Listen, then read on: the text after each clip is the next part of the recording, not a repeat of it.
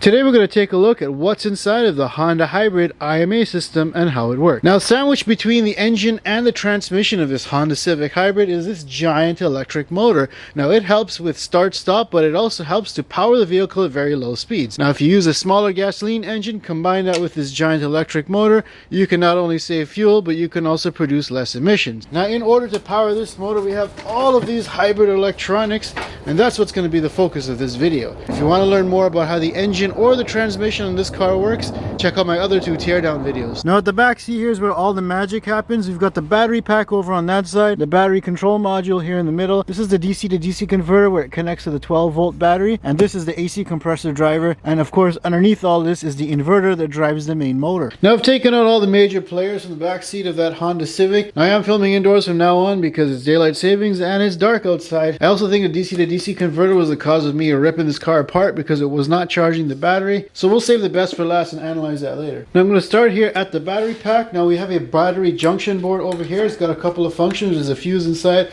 Got our contactors. This is where your positive and negative is going to feed the inverter. And then of course we have our safety switch, which you have to push this down to turn it on and then just turn it off. And there's a plug here that goes to the battery control module. Pull off this junction board. Batteries have cells that are longitudinally oriented, and you can see the ends of them here are joined together with these bus bars. Now if you follow along from the positive side at the top here, it's eventually going to make its way down to the bottom side over here, correlating with this pin on the junction board. However, the safety switch is in between those two, and you can kind of see that on this junction board. If you trace this over here, we've got a fuse, and then we've got that big switch, and then that goes back over to this terminal over here, so essentially that correlates to these two having the voltage. Now the other two, we've got our positive over here, which leads up to here, and the negative side is what goes through the contactor. Goes through here. Now if you pop off that cover, you'll see that there's this copper plate that comes in here. Then there's a material in between that's not really copper, and then there's another copper plate going out. It takes current from both sides of that, and it goes into this circuit over here that's got a little inductor on it, and that's how it senses the current. And you got hookups over here that tell the computer how much battery draw you have. Now after the current sensor, we're going to go into this contactor assembly, which you can see was hooked up over here. This contactor is like a giant relay to turn on the high voltage system. But if you take 158 volts, you got a lot of potential energy between there, and you can cause a spark if you just turn it on the traditional way. So what we do is we get a pre-charged resistor and a smaller pre-charged contactor, and it's kind of like having that big sister who's always looking over you. It takes the spark out of things by bringing the potential energy back down to equal, and then you can turn on the big one, and that'll give you your full amount of DC voltage. Here we go. Basically, we've got high voltage in, we've got our control, and then high voltage going out, only on the negative side. And here's the smaller of the two relays. Same thing, we have 4 feet on the bottom. They all plug into this board on the bottom here. And you can see we've got that resistor, which reads 40 ohms. Fuse is 2000 amps at 400 volts. That's crazy. Now, new cars have pyrotechnic fuses. So say if your wife's not paying attention and the airbag blows off, these will also blow as well. And that completely disables the vehicle, disables the high voltage system, and you're forced to get a tow. Turn the battery over. I'm going to remove this foam board. Now this foam piece here, not only does it protect the battery, but it's part of the air cooling system. Take this cage off, this bottom frame here. Now this one here tells the BCM the condition of the battery. So in this case you can see there's little sensors on every pair, and that's going to report back how much voltage and current is coming from that pair. And of course throw a trouble code if it finds that maybe a cell is dying down. And some hybrids you can scan and see which cells are actually causing the issue, and potentially just swap out the cells if you want to save money. I'm going to just unscrew one of these cells. Here you go. Now Honda's first generation hybrid systems use nickel metal hydride batteries, which are different than the lithium ion ones that we're getting in today's hybrids. They're basically D-cell batteries. You can see they're the same size as D-cell batteries, also carrying 1.2 volts. So there's 12 D-cell batteries in one of these packs. Now 1.2 times 12 is 14.4. And that's pretty much what I'm measuring, 14.6 there, you can see. It means this battery is actually fully charged, even though I took it out of the car about 6 months ago. Now a couple more of these wires join up to little temperature sensors. You can see they're taped onto the battery over here, and that's very important because battery cells can get hot. This is only air cooled, and heat is the enemy of any electronics. So if you have a good cooling system, your batteries will last a time. Now Hondas have had issues with IMA batteries simply not lasting, and there's not even originals available anymore. You have to rebuild them. Now the proper way to rebuild them them is to take out all of these battery cells and individually load test each cell to make sure that it's up to spec, and then rebuild them accordingly. Quick note on the battery control module, this is what's going to take all those inputs from the temperature sensors and the current sensor and monitor all that. It's going to interface through CAN to the powertrain control module and the intelligent power module, so it can know the battery's condition, health, and if it needs charge through regenerative braking. It's also got to control this cooling fan because it knows the temperature of the battery and can spin this up accordingly. There, who wants to see what a circuit board looks like? Pretty simple circuit board. Now the power inverter is arguably the most important part, and it's going to take that 158 volts DC and translate it to alternating current in 3 phases, 120 degrees apart from each other, and that's what's going to feed the electric motor. Now we do have ductwork over here and heatsink fins, which is going to allow the air to pass through and cool this down because it's going to generate a lot of heat. So taking a look at the whole system diagram here, inside of the inverter we've got our drive circuit, which is going to take power from the high voltage battery, use those IGBTs to switch it up and down and transfer it to alternating current. That's going to drive our 3-phase motor. Now the motor under regenerative braking is then going to bring current back through the diodes and then the smoothing capacitors to charge that high voltage battery. Now external to that we've got our DC to DC converter, which charges 12 volt battery. We've got our AC compressor driver, and of course our battery ECU, which is going to keep tabs on the battery to make sure it's doing well. Note that the IMA motor is sandwiched between an internal combustion engine and a typical continuously variable transmission. This is not an ECVT. Got a couple of 10 mils. Pull this cover off. Now on the top here we have the film capacitor, and that's usually used during regenerative braking. Now direct current comes in from the battery through the bus bar over here. There we go. Now you can see marked here there's a U, V, and W, and those are the 3 phases of the electric motor. You can see that there's 6 bolts here, and those likely bolt to the transistors.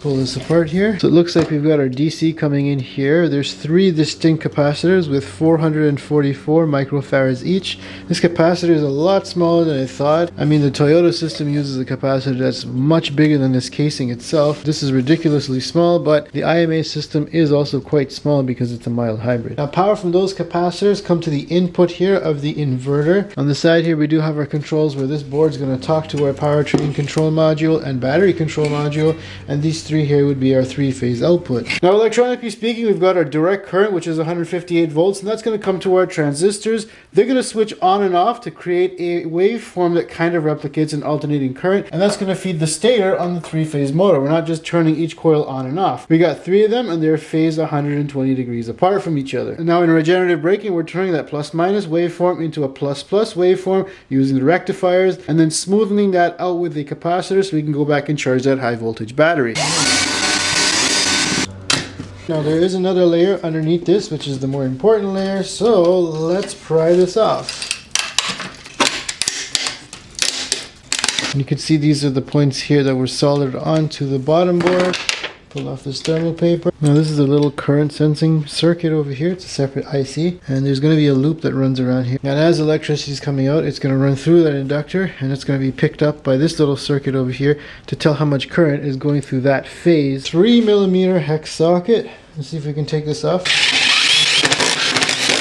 Let's take this off together. Wow, that looks like the copper underneath of a Pentium 4 processor. I mean, Pentium 4 is right. It's around the same time this was developed. Now there is thermal paste on there, but it's not that much. So I'm just going to wipe that off with my brother's old t-shirt. Cotton is the best thing for wiping off things like grease and paste because it's so absorbent and really nice, especially for things like engine oil and other bodily fluids. So this is the current sense circuit. It kind of just slides on there. And here is the transistor. Let's open this up further.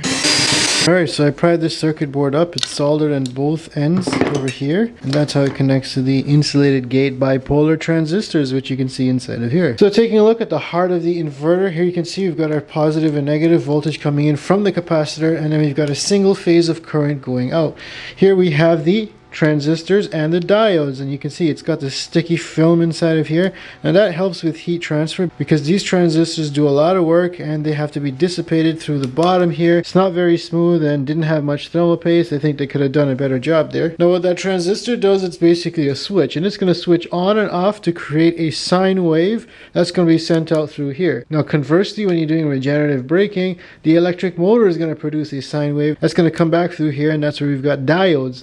Inside of here here, the diodes are going to rectify it. It's going to go straight to the capacitor, which is going to smooth it out, and then you can charge that high voltage battery. So you can see it's a two-way relationship, with this being the key component. Of course, it's important to have your circuit board on top there and the main circuit board to control that all. So essentially we've got three separate of these insulated gate bipolar transistors with diodes inside of them, and what this does is it's going to create those sine waves, but they're phased 120 degrees apart from each other, because that's how the electric motor coil windings work with the magnet. Now on the cooling side of things, it's pretty soft, just an air-cooled system.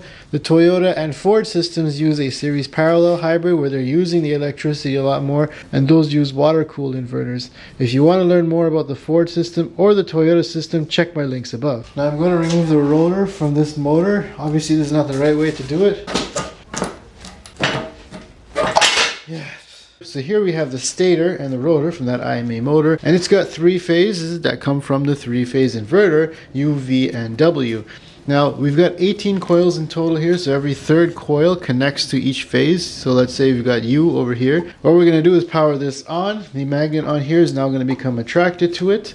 Then we're going to power the next phase on, and the next phase, and the next phase, and the rotor is just going to keep being attracted to it as it rotates all the way around. Because you've got 18 coils, you've got a pretty good resolution and torque. There's also 12 permanent magnets on the rotor. Looking a little closer, you'll see that the wire itself that's wound around here is flattened out to wind up a couple more windings, and that's going to give you more electromagnetic power and thus more power overall in the motor. Now, as you can see, the stator is part of this bell housing, and that's what makes it a parallel hybrid, because it's sandwiched in between and it helps the crankshaft. As you can see, the rotor is directly bolted to it. Now, having it in electric only mode also means that the crankshaft is going to turn when this electric motor turns.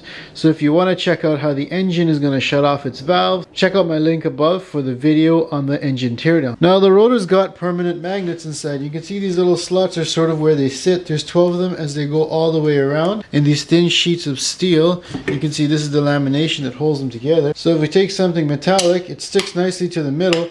But just like a married guy, it's very difficult to get it in the slot, and that's because it's repulsing it. So that middle ground would represent that north pole, and the part in between here that's repelling is going to be kind of like your south pole. And depending on how you energize this coil, that's how it's going to rotate this to either attract it in one direction or repulse it in the other direction if you want to go backwards. Now Honda's IMA systems use a DC to DC converter to charge the 12-volt battery. That runs all the electronics in the car. Now in most internal combustion vehicles, that's done through an alternator. But in this case, there's no alternator. You have to convert the high voltage DC. Okay. So taking a general look at how this works, we've got our high voltage coming in through here. Is then going to be sent to these two transistors, which are going to switch it on and off to form a nice wave, and that's going to create alternating current for this transformer, because transformers only work with alternating current. We're going to transform that high voltage down to a more safe 14 volts. We're then going to head over to here. If you look underneath here, you can see there's 4 distinct diodes, and that's going to form a Wheatstone bridge, just like the one in your car alternator. It's going to take that sine wave and make it into a bumpy ripple. We're then going to use these smoothing capacitors to make it into a nice smooth waveform before heading out to this terminal over here, which is the positive side that goes to the fuse box and the 12-volt battery underneath the hood. Of course, the casing over here has a ground, and that's how you get your positive and negative. There is an IC in here and a connector to talk to outside and some control circuitry, so let's take this thing apart a little bit further. Let's see if I got them all out. So this section here appears to be the output. There's an inductor in the way and a couple of capacitors, and that came from the center of this transformer. Kind of crushing this here, but these are the two transistors, and they go directly into this transformer, which I've already crushed. You can see this is the iron core. I'm going to snip these diodes. Alright, so I got the diodes out. You can see those are the 4 diodes that form that Wheatstone bridge. They're typically soldered in when they make this, so there's no easy way to get this off the board. Now the iron core is also grounded onto this heatsink, as well as the 4 diodes and the 2 switching transistors. Now this is an air-cooled system, so it's got to be kept cool with just the power of the fan, because these are going to generate some heat. The thing I noticed about these transistors is it looks like it hasn't really been soldered by a robot. Maybe somebody was here before trying to repair this. There's also a couple of points on the board that look a little sketchy too, like looks like somebody added extra flux there. Also on the diodes over there. Doesn't look very robotic to me. Got heatsink based on my camera. The DC to DC converter is actually a very common failure on these Honda IMA systems, as I was only measuring the full 12 volts of the battery and not the 14 volts, indicating that this was not charging, and of course the battery would die off pretty quickly. Now the AC driver also lives back here. It's got a partial area where it's got a heatsink. High voltage comes in, 3-phase current goes out, and it turns that AC compressor, which is electric and mechanical, by the way. We'll take a closer look at this in a future teardown video, but I'm just going to open this up for entertainment purposes.